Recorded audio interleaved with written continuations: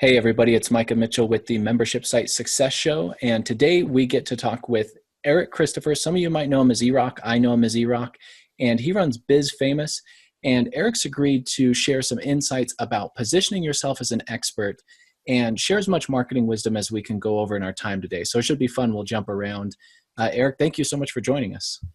I'm honored, Micah. Thank you for inviting me to your program. And for anybody that's listening to this, I've known Micah for quite a long time, and he's an amazing expert in his own right and doing some incredible things in the business and marketing. So thanks for having me here.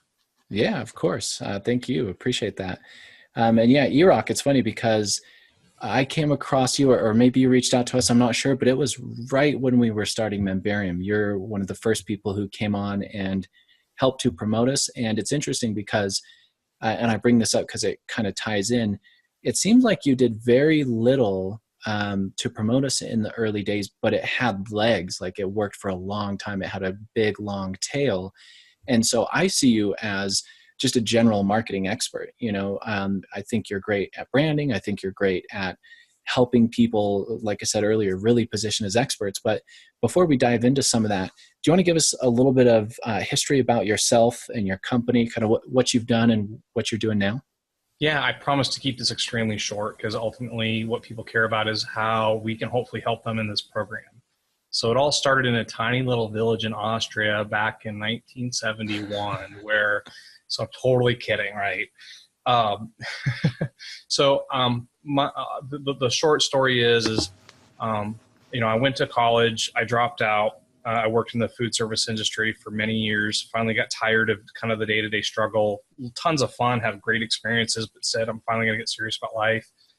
Went back to school, got a 4.0 degree in a degree that I've never used, went into a lot of student loan debt to do that.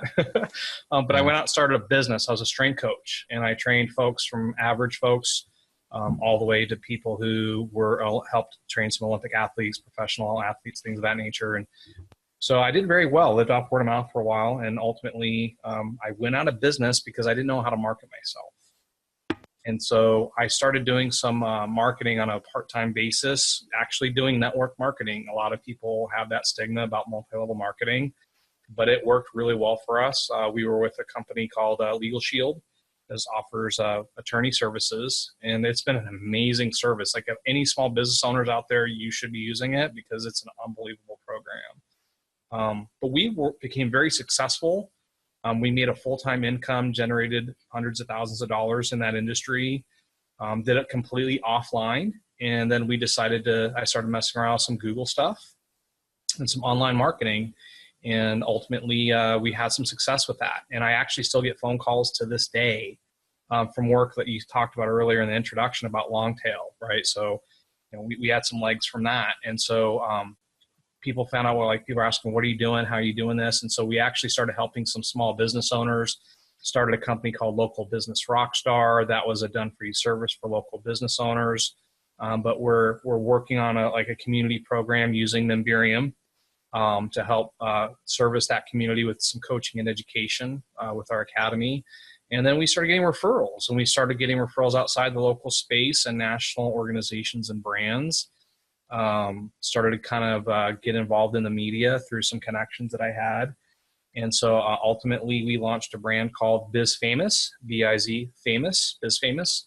And so now we focus on a lot of neuromarketing, positioning, media, placements, social PR, and we also have a social lead generation software that we're in the process of developing right now as well.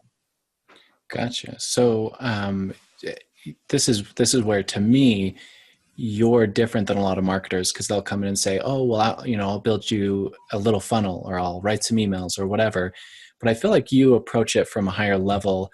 So let's talk about that for a second. If somebody is starting a membership site, and let's say they're an expert in some type of subject matter, and they came to you, and let's just say it's, this scenario where they've got a bunch of money and they just want to get known as quickly as possible. And I'm just kind of making this up, so sorry to throw this curveball at you, but what would you go and do? I mean, meaning you could, let's say, take this money and say, oh, let's just drive a bunch of ads, or there's press releases, there's different ways to become known. But assuming somebody has a membership site, and at least a decent funnel, what would be your approach at getting them exposure and positioning them pretty quickly?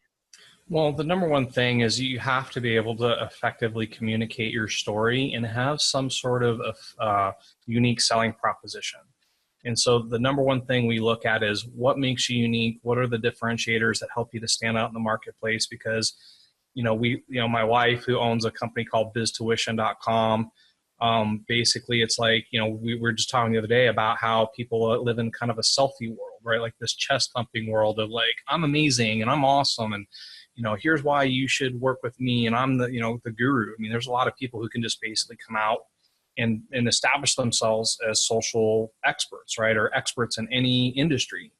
And so the key thing is what makes you unique? What makes you different?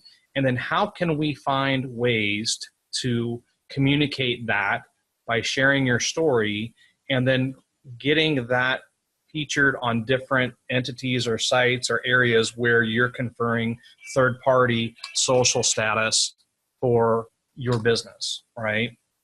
So that's really where we focus on is like, what's the strategy? What's your story? What makes you unique? And then how do we communicate that story effectively so other people will want to share that story, hopefully with their communities and to the public at large. So it's interesting, that whole explanation to me, because you didn't talk about what's your product. That was really a lot about the person, the personality, right? Yeah, and I'm really grateful that you mentioned like this high level thing. So I look at everything when we consult with anybody, like what would I do if I'm the CEO of your company?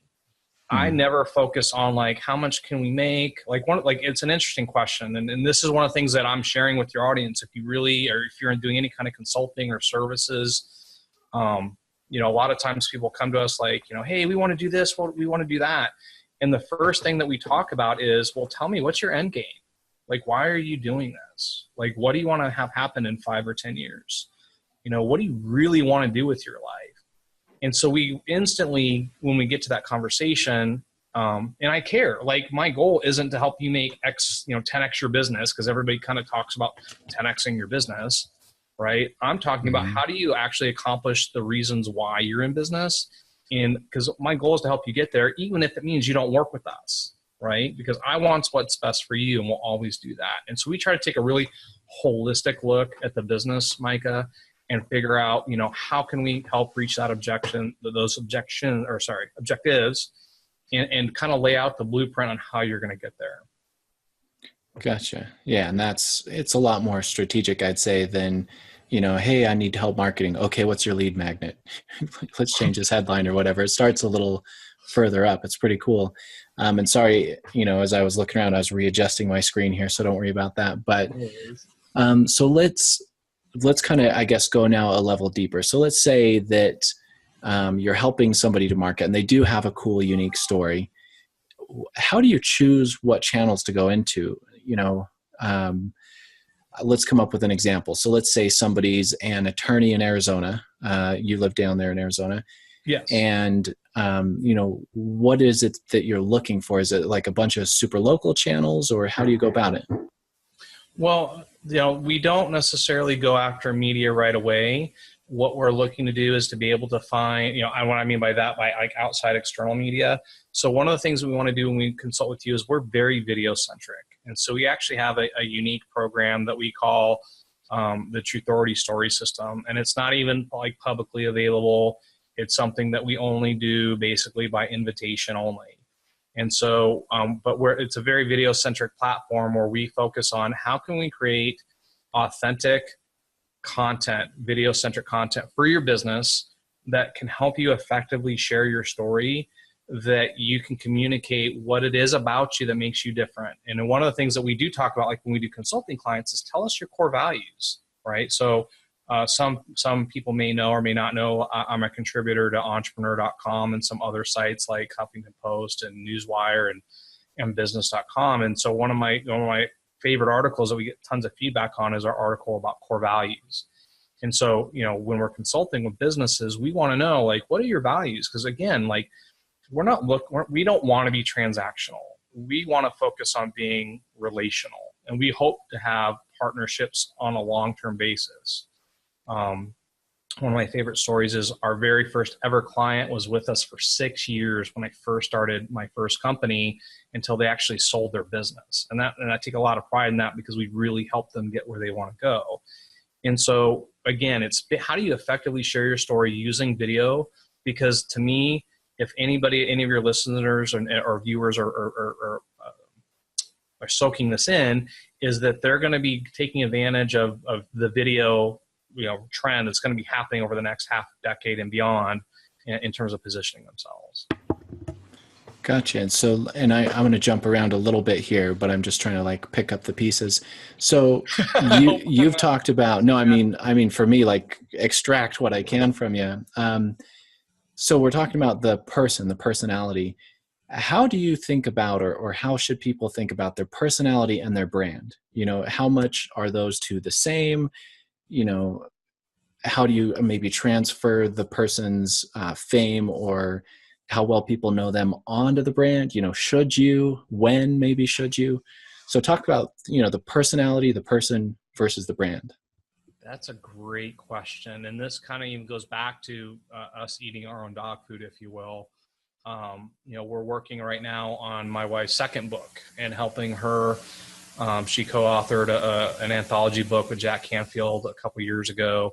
And so now she's working on her second book. And we talked about, do we want to brand her, as Julie Christopher, or do we want to brand her company Biz Tuition?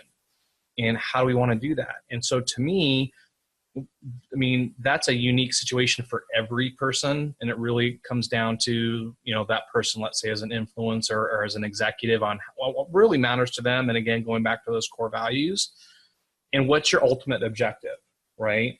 So what do you really, really want? Is it like, hey, I really am not afraid to like be the star, be in front of the camera, be doing all the work, and everything rides on my name, right? And when I pass away, right, if the business dies with me, the business dies with me. If your goal is to create some kind of evergreen, legacy type of business, right, and you want that to last beyond just your existence here, right, then, and you want it to go generational, then my suggestion is to focus on building the brand. Because if we talk from a Biz Famous perspective of, if I asked you, like for a lot of your audience, like they may not even know who Jack Canfield is. But if I say to them, are you familiar with the book, the Chicken Soup for the Soul? A lot of people will recognize that from the brand equity, right? But if we talk about like who are the most, here's a good example too, like Marcus Lemonis. He's a mentor of mine, somebody I have a tremendous amount of respect for.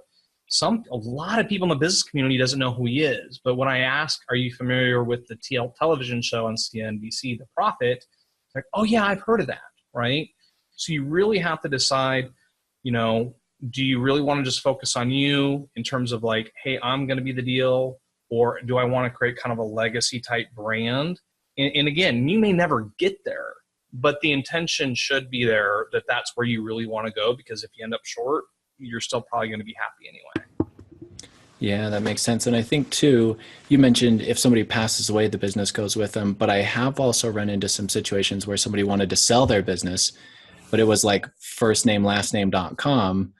What exactly are you selling? And so, the brand equity can be really valuable. It is interesting too, though, because there are people like Tony Robbins, where he's such a huge personality.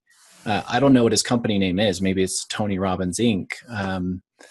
Where, yeah, I guess he could start a brand and it would grow, but he's just so well known, and his personality is such a big part of the value that he brings. He's the guy on stage all the time. It's not, often other people. So it is an interesting conversation. I think it is a decision people need to make early on. Obviously in the early stages, do whatever works, get out there, get traction. Right. But having some intention behind it, so you know where you're going and you don't paint yourself into a corner, can be really important as well. Right. So again, it goes back to, when you're talking membership site, based off, if your goal is to, like, you, again, want to be really the focus of the attention, if you will, or be, but if you're looking to like really grow a large community, then it may benefit you to try to build a brand where other experts or strong alpha type people can join you and get behind the mission of the brand and not behind the name of that one individual. Because that way, if you eventually want the freedom, right? Like part of my challenge for me personally is like, I'm an extroverted introvert, if you will, meaning like, I love the freedom just to kind of be behind the scenes. And part of my struggle is like consistently creating content and putting myself out there, because I don't want to have to always be forced to continually do it, because as soon as you stop doing it, typically the attention dies off and it's hard to keep people engaged. And so that's something that you have to factor in, is what kind of lifestyle do you want? Are you willing to, we have clients, and, I won't name names, but we've got clients that have been on, Dr. Oz, Good Morning America, some very, very high, profile television shows, and they live a very, very strenuous lifestyle in order to keep up that pace to maintain the presence in their community. And so again, you just have to decide that's why I ask the client, what's the end in mind? What do you really want in 5, 10, 15 years from now, so that I can see where you want to go and then help to architect that process for you, however we can help do that. Gotcha. Yeah, that's a really good point, because some of the people who do that personal branding, they do end up doing a lot of work to maintain it. And I like that you use the word attention there, because I think in marketing and being well known or whatever, it is easy to lose people's attention, or some up and comer can take it or whatever. On the marketing side, I think also as you're delivering content and trying to keep members, being able to keep their attention, staying in the limelight, staying relevant and whatnot, can be really valuable. It's one of those intangibles, maybe you could call it, that some membership site owners, they're looking at metrics and they're looking at how much content they're producing and what they're delivering. And I say some, but I say, I fall into this trap myself as well, and could probably do a better job of a lot of that. A lot of the personal branding. I know that you're an expert at helping people get exposure through major channels. And that's actually, I want to kind of make a turn here and ask a question, because I feel this way, and I'm guessing some people listening feel this way too. It's how did you get to a place where you're a contributor on some of those bigger sites like Huffington Post or business.com or Entrepreneur or whatever? What was that like, or how did you get there? Sure. So I want to go back quick, and I want to answer the question second. But the one thing I want to make sure is, when you talk about the attention, a lot of people talk about we're in this attention-driven economy, and I foresee that's actually the case. And but what I would say is we're transitioning. It's starting to die. For some folks listening or watching, that they may think that's controversial, but to me, we're transitioning into the engagement economy, meaning it's one thing to get someone's attention, and you can get someone's attention, where it's like, here's a good example, like the Facebook fake news and the click and the bait and click. And so now it's beyond just getting someone's attention. It's how do you engage that person and maintain that engagement, and ultimately go back to relationships, right? Because someone was asking, like, what's the best tactics that you're using? In a Facebook group, someone was mentioning, what's the best tactics that you're using to grow your business? Like, what are the best hacks? What are the best, what I would call like tactics, right? And my answer said, hey, I'm focusing on what I've always focused on, which is being able to create value for people and then developing relationships. And if you just focus on those two overarching concepts, right, then you're playing the long game, and you're going to be successful long-term in developing those relationships, which is how, transitioning to your other question, I was able to be invited to contribute. So one of the places that I kind of got my feet wet, or I cut my teeth, if you will, is a news site called newswire.net. And so as it resulted with some personal relationship I had, I was able to attend a wedding. And it just happens that the person in charge of that particular organization was also at the wedding, and an introduction was made. And, and here's the mistake that people make. I see this all the time, right? As a matter of fact, I got an inquiry today in terms of, as soon as somebody finds out that you have something that you want, and Micah, maybe you have this experience, right? Like maybe you're at like Icon or maybe the new Success Con, right? And you're at the event and someone comes up to you and says, oh, you're Micah, you're the membership guru, you know all this stuff. Hey, can I pick your brain? Hey, can you help me get access to, like, can you give me some coaching advice or whatever? Instead of going and saying, hey, Micah, it's a pleasure to meet you. What could I do to help you? What could I do to help grow your business? Because ultimately, when you're first meeting anybody, you don't care. You don't really I don't meet you and say, I really care about your goals. I'm focused on my stuff, and you're focused on your stuff. And the way you can really differentiate yourself, especially in this like kind of selfie-driven society, is what's the focus back on you? What can I do to provide value to you? And so when I met that person, I was like, hey, I'd love to be able to contribute to a site, but I didn't do that. I wasn't like, hey, what can you help me get what I want?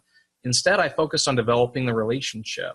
And over the course of a period of time, they actually invited me to contribute, right? And because I didn't necessarily have like a forward-facing ask. And so as a result, I continued to network and continue to network. And I used that platform as a stepping stone to provide value to other people, right? And as a result, I connected with somebody who's a financial planner, right? A very well-known best-selling author, financial planner. And he happened to have a contact with Ariana Huffington. And he said, let me invite, let's put you on her radar. And he basically did a CC email, and she said, we'd love to have your voice on Huffington Post.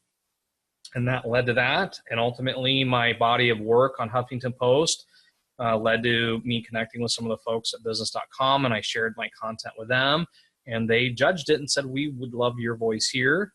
And then again, that ultimately led to developing a relationship with somebody over at Entrepreneur.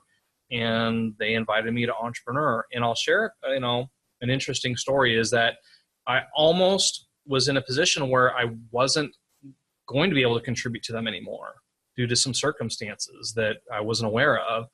And it was because I had focused on developing a genuine relationship that had developed over time, where I was messaging them and just saying, hey, like I sent some of those folks an email over the holiday just saying, hey, I want to say thank you for the opportunity to contribute to your organization. And I just want to say I'm grateful for you. And I know that you have a rough job, and I hope we have a great 2018 together.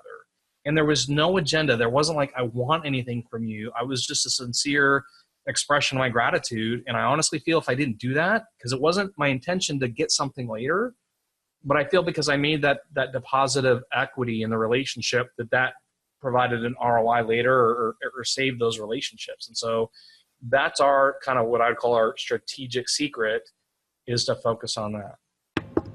It's so funny because talking about tactics and even like strategic secret or whatever, it's not complicated. And I think people hear it or are aware of it, like help other people and don't think of yourself first and whatnot.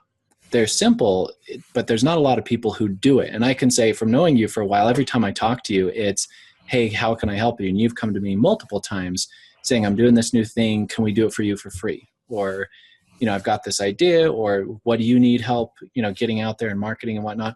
And it's never once felt like you were looking for something in return or, had any other reason to suggest it except that you genuinely want to help. And so it's funny, hearing that and how you built some of those relationships, because it's like, oh yeah, I've experienced that from you myself.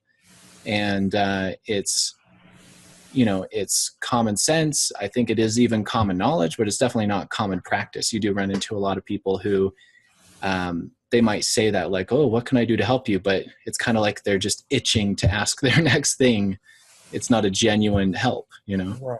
And you can tell when people are doing it genuinely and when people do it from an intention-based standpoint, because let's face it, even if you're doing it with the intention of trying to develop a relationship with somebody because you do have some sort of objective or thing that you want to have happen, one, that's okay, but just make sure it's win-win. And two, be smart about it. Focus on developing the right relationships with the right people, because the right people eventually are going to say, hey, man, like, what can I do for you? Now, if you go through a period of time where that person doesn't ever reciprocate, that's where I'd say you're in an abusive relationship. Any relationship where you're giving and giving and giving and you don't ever get anything back in return, my wife and I, we consider that to be an abusive relationship. So you have to decide if I'm going to continue to pursue that if you don't ever get something. And it doesn't have to be physical. It doesn't have to be financial. It can be emotional. It can be from like, hey, can you make an introduction to somebody else? And so the thing that I would say is that we're such in what my wife likes to call a microwave society, right? We want to press the button 30 seconds and just spit out a funnel. We want 30 seconds and just to spit out some checks. And the real business companies that really build brands do it over the course of years, going back to Tony Robbins. He started 40 years ago and had mentorship from people in the space, but people see him as an overnight success. Yeah, it's there's a lot there to unpack, but one of the things that I want to kind of focus in on is I think for membership site owners especially, they need this. They need to connect with other people in their space, because typically it's not like they have gigantic ad budgets or marketing budgets. Some of them do, and if you do, that's fantastic. Nothing against that, but just the ability to go to connect with people inside and outside of their space is how a lot of them build up to be more successful. It's kind of, you might call it a grassroots effort. But yeah, just everything you're saying about being able to work with those around you. And typically, if you come from that genuine, authentic perspective, people aren't going to say no. They're not just going to brush you off if you're really there to try to help them out. And like you said, people can tell when it's not genuine. So if you get your mindset right and you do go and you help out, and I do feel, yeah, there are some abusive relationships out there. There's with our partner manager, I've told her a couple times, I've just said, some people will ask for anything and they'll just keep asking. And so there's a point where you got to understand to say no. It's not just help them out, because for whatever reason, they don't have that filter of, maybe I've asked too much and I should give something back. But by and large, most people, they're pretty, I think our society's kind of built on a little bit of, when I receive, I know kind of intuitively I need to give back to keep things working, to keep things going. And when that's not happening, you can distance yourself. But yeah, I love that part, I think, especially for membership site owners, because so often when I'm talking to them, and let's say they're either struggling or they're new and they're asking how to get out there, sometimes I find myself giving answers that sound cliche, but it's how I really feel. It's stupid, simple things like, well, maybe do a podcast or a webinar. Not that that's a good tactic, but because when you connect with people, with other experts that way, one, they're not really going to say no. If it's in something related to what they're doing, you say, hey, will you be a guest on my podcast? Pretty much they're going to say yes. And then from that, usually, not always, but usually something's going to come of it, whether it's immediately or down the road, or at least then you see that person at an event and, can you introduce me to so-and-so? Or more often than not, it just happens naturally. So sorry to go on a little rant there. But No, and I love what you said about the reciprocity, because, I'm huge into neuromarketing. I love understanding behavioral psychology and what makes people tick and why do they make the decisions that they make. I come from that background of network marketing, and the only way that I was going to survive was to be able to meet strangers, develop a relationship, and see if they're willing to start a part-time business and do it in a week's time frame, right? Because I couldn't sit there and wait months for that to happen, right? Because we had to eat. And so as a result of that, I've read, I don't know how many books, Micah, about different sorts of neuropsychology and tests and why things work and the way they do. And so one of those big key factors, which is written in a couple of best-selling books by Dr. Robert Cialdini, is reciprocity. And so, Micah, and so here's a perfect example, right? When we first connected, I had a need. I was looking and researching a membership site software. We're huge Infusionsoft fans. Shout out to Infusionsoft, right? Clayton Ask and the gang. And so we had Infusionsoft. And so I wanted to build a membership site community, and I was researching, what would be a good solution. And so I had reached out for some different solutions, and basically I wasn't enchanted with the communication that I got with some organizations. And as a result of my frustration, I was kind of like, I don't know what I'm going to do. Maybe I'm just going to have to postpone this whole thing, because I really wanted to have, again, not a short-term solution, but something long-term that would really stand the test of time. And so I was a part of Ryan Dice. He had a community program for building membership sites, and they had a weekly conference call. And I don't even know, Micah, if you knew this, but that's how I found out about Memberium before it was even called Memberium. And I was like, wait a minute, if Ryan Dice is using that for digital marketer and he's using that, I know it's got to be good. And I was like, and I harassed them to be like, hey, how do I get a hold of this? And they're like, it's in beta, it's in private, nobody can get it. And then again, I focused on building relationships and networked and connected with David Bullock, who's an unbelievable developer, amazing human being. So you're very fortunate to have him as a partner. And, you know, I trust his judgment when it comes to so many things in the tech space. But, you know, that's how I found out about you guys. And you guys were basically like, hey, yeah, we'll help you out. And I was like, wow, like you guys are really communicative. You're really helpful. And I was really impressed. And so that's what I think led to the genesis of me interviewing you, right? Yeah. Several years ago, which we both look a lot different back then, right? Yeah. Yeah. Like you wouldn't know that we were professional marketers, right? And so that reciprocity, like you'd given to me, I felt like I wanted to give back to you, and then you've given back, right? And you know, I'm wanting to give back, and then that's what a good relationship should be, where it's symbiotic and win-win, and hopefully everybody grows together. Because, you know, famous Shark Tank Mr. Wonderful once said that you cannot succeed and grow a big business without partnerships. Mm. Yeah, and I'm glad that you brought up Dave, because we don't bring him up enough. But yeah, he's one of those guys who is an amazing programmer, just like an amazing, not just programmer, levels above that, architect, strategist. You know, he keeps things running. And I've dealt with really good programmers. You know, this isn't my first piece of software. And Dave, so he's got all that, you know, better than anyone I've known. And he's so communicative. Like you said, he's not like off in his little cave and doesn't want to talk to anybody. He can switch right from coding and developing something to answering a question, you know, being on Facebook, being on, just before this, I was on an office hours call where he's talking people through their strategy and, you know, patiently talking through people who are not technically savvy, which normally programmers, that can frustrate him. And it has helped. You know, our business is built on simple little things, just like you're talking about, where we just, you know, help somebody out and then help the next person out. And luckily, I think we're very blessed that our market, our customers typically know a lot of our other customers and aren't afraid to talk about it. And so we're fortunate that way, but it is the simple kind of small things typically. And yeah, you and I going back and forth, it's funny because we've done different kind of business things together. But every time I see you, it's not like, oh, there's a business contact. It's like, there's E-Rock, there's my friend, you know? Right. So yeah, it's a good relationship. Yeah, and going back to Dave, I just want to make sure that everybody knows that's listening and watching this is that, like, David, what I just have a tremendous amount of affinity for that guy is, and you as well, but like you guys have this like integrity, right? I remember when I was so frustrated way back years ago with the lack of communication, I had reached out to a different membership solution back in the day when I was doing my research, and I tried 3 different ways to connect with the people there, and I didn't ever hear back from them. And I was like, if I can't get you to sell me your product, what kind of help and support am I going to get if I pay for it, right?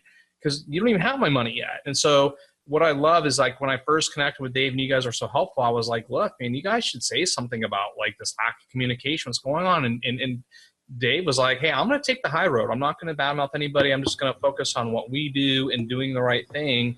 And that's like where I'm like, hey, that's the kind of people that I want to roll with, and I'm going to trust my business. Because in essence, I'm not looking at Memberium as like a piece of technology. I'm looking at it as a brand partner, in terms of, this is my partnership to develop relationships with my community members. And I'm not going to entrust that to a company that's not going to have the same core values, the same ethics, and the same motivation that I have, right? So that's why I believed in your guys' system. And even though it wasn't even called Memberium, I don't even know if you got like how you guys were doing financially, but I just knew from the relationship and knowing the integrity that you and David had, that I could trust my business, that you would grow it into a full-blown enterprise, right, solution, which is what you guys have done. And we've been ecstatic, because the last thing we want to have in our business when we are growing our community is for people to have a bad user experience in the membership area. And that goes back to the architecture, software, infrastructure, and support that you get. So I'm grateful for you, Micah. I appreciate it, man. And yeah, it's funny you bring up what we were making at the time, and it's like, we were making nothing at the time. But that's how you have to start, right? You just have to do the work before stuff comes about. I want to kind of pivot this a little bit and talk about specifically your company, Biz Famous, what you're doing today. What kind of services do you offer, and who do you offer them to? We're kind of running toward the end here, but I want to get a little bit more specific on the stuff you do, because I'm familiar with it. I shouldn't say that. I am somewhat familiar with it, and we've talked about a lot of it. But for people listening, because we've talked about the high level of, you need to do this, you need to do that. Well, how? How do you do that for people? Okay, great. So I'm going to just, again, I want to provide as much value as I can. And it's funny because people will criticize me that I don't talk enough about myself or like being, salesy. But I believe if you provide value, the right people will want to reach out to you, want to work with you. So kind of our system in terms of like, number one, you need to, and I want to make sure that I'm going to go through this quickly because I think you have a very educated audience and I don't want to disrespect their intelligence, right? But obviously you have to know your avatar. You need to have done your keyword research. I come from a background of SEO in terms of knowing what people are looking for online, right? So you need to find where those people are hanging out, where the communities are at, what's their search intent, what problems are they going to solve. And I'm assuming that's a part of like membership.coach, and they can get all that information there. But the key is that you need to be creating consistent content. You'll have done your keyword research. Quora is a great website to get questions and answers, right? Figuring out what's popular or what kind of engagement is, and just take those questions and then basically, ask them of yourself and then answer them to provide the value, right? So whether it's for your membership area in terms of offering support to your community, or if you're trying to externally find new prospects for your membership site, is find out what the questions are and then be the one that can answer their questions, and then just make sure you do it in an authentic way that can be relatable. And one of the biggest mistakes that I see a lot of people make is that they're not willing to be divisive or be controversial, right? A lot of it, and even I'll struggle with that sometimes because that's a hard thing to commit to. But if you really want to attract the people that your ideal community members are, your ideal membership community is, on some level, you almost kind of have to offend the other side, right? Where it's like, hey, this is what I really believe in. Here's my core values. And because there are so many places that people can get information in, people are ultimately going to pick the people that they like, know, and trust. Would you agree with that, Micah? Yeah, for sure. And you'd be totally wrong, right? Oh, yeah? So it's a trick question, right? So yes, people still need to like, know, and trust you, right? Mm-hmm. So, but this is my thing. Like, I've never heard anybody else say this, right? So if anybody else is like going out there and saying this, just give me credit, right? But the is like know, like, trust, right? So Micah, how many real estate agents do you know right now that you know, like, and trust? Maybe one. Okay, how many Infusionsoft partners do you like, know, and trust? Oh, yeah. I don't know, 20, 50. Right. So how do you decide? I need help. Who do you refer me to? And the tiebreaker is respect. And that's why we're big proponents of third-party social proof that you can go out and get if you network with those right relationships, and then you promote the third-party things talking about your business. And it's such a big thing. That's why we developed a software. It's called Lead Famous, right? And we're going to be releasing it probably in Q2, Q3 sometime this year. But basically, a part of our process is you want to put yourself in a position to be featured as an expert on other sites. Like if you come visit our site, you're not going to see a whole bunch of blog posts. You're not going to see a whole bunch of information about stuff there. I want to syndicate and just publish my content on these other sites, right? Like Entrepreneur and these other sites. And then basically like hopefully find other people who will talk about our business on some of these sites. And then we promote that content. Because anybody, and again, in a selfie world, anybody can go, hi, I'm Eric. I'm awesome. My name's E-Rock. I can help you like grow your business 10X in overnight. But there's so many people doing that, right? Very few people are getting that third party of, hey, I saw somebody saying great things about your business and I want to do business with you because I have enough social proof that validates that, hey, I think I can trust you and I respect your business. That's such a good point. I'm glad you brought it up because you're the one who's educated on me or me on this the last couple of years of, yeah, people don't really care what you say about yourself. They care what other people are saying about you. And you can manufacture is kind of a cold, artificial word, but you can promote other people saying nice things about you. And then, like you said, when they do, you're promoting then their content. So rather than go to my site and look at all the nice things I've said about myself, you're saying, go to this other resource, that's going to be more trusted than me about myself. Look what they're saying about me, right? Right, exactly. Because the more people because again, we live in this, what my wife likes to call infobesity society, right? we're getting hugely fat on information, right? And some of Mm-hmm. your listeners might be like, oh my God, don't say that. Cause I'm running a membership site, right? I'm offering information, right? And that's fine. That's only going to continue to grow. It's only going to get worse. The key is how do you figure out how to cut through the noise and not just get someone's attention, but develop and engage with them and turn that into a relationship, right? And so because of that, people focus on like, hey, everybody can go on a phone and say I'm great and create content. But if you focus again on developing relationships, and finding other people to say great things about you and and by the way, creating great experiences, right? People are not focused anymore on just information, but also experiences, right? One of the things I love about Memberium is the fact that you integrate with the gamification and creating experiences, right? So like we're putting together a membership website and we have a cover of Forbes on it. And there's some technology that allows us, when we send people through Infusionsoft, it'll actually do a mail merge on the image. So when people go visit our site, it'll actually say, top 50 list of entrepreneurs includes Micah. Mm. So if you visit our site through our email and we invite you in, it's not even an open community yet. We're still working on building it out and launching it, but you get the email to come in and you go to the page and it says right there, your image, and it has a custom name on the front page of Forbes on our site. You're going like, wow, this is kind of cool. Maybe I should join, right? Hmm. So again, if you can focus on developing relationships, creating experiences, finding other people who will talk well about you, and promote, and hopefully promote you. Like ultimately you want brand ambassadors. Like every business, it kills me. But like we consulted with a major, well, I don't say major, right? But a high level social media software company. And they were like, hey, we want to get funding, we want to grow, and their product solution's unbelievably amazing. It's like the best solution, in my opinion, on the marketplace, right? But when we consulted and said, how do we grow?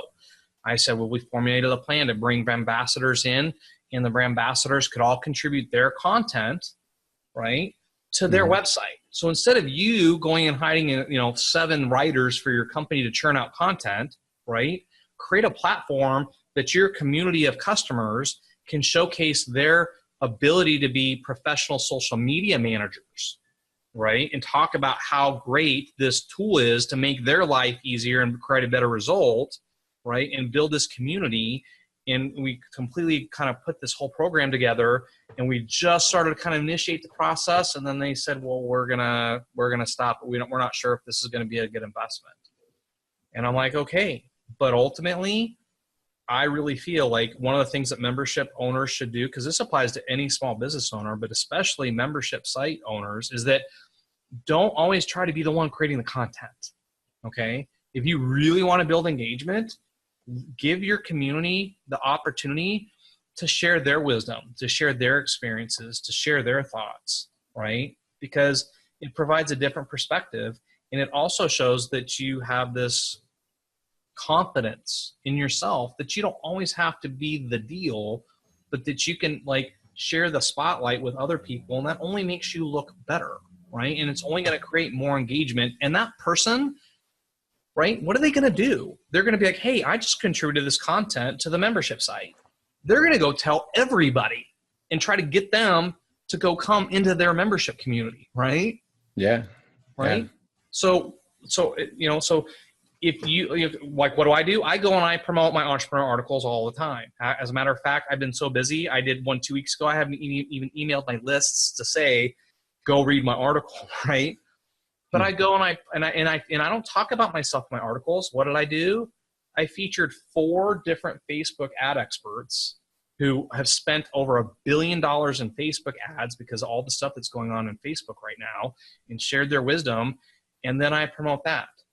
And then I say, hey, you know, this is what we're talking about. And then what do those folks do? They're going to promote to their communities that they're doing it. And by default, I'm going to be able to get some of that attention, and some of those people are hopefully going to reach out to me, and hopefully it turns into business. But if not, I don't care, right? I'm still going to have the things that we do that provide value. But if you're a membership website owner watching or hearing this, focus, if you really want to be a differentiator, focus on how you can share some of the spotlight with your community and feature them as leaders and experts, right?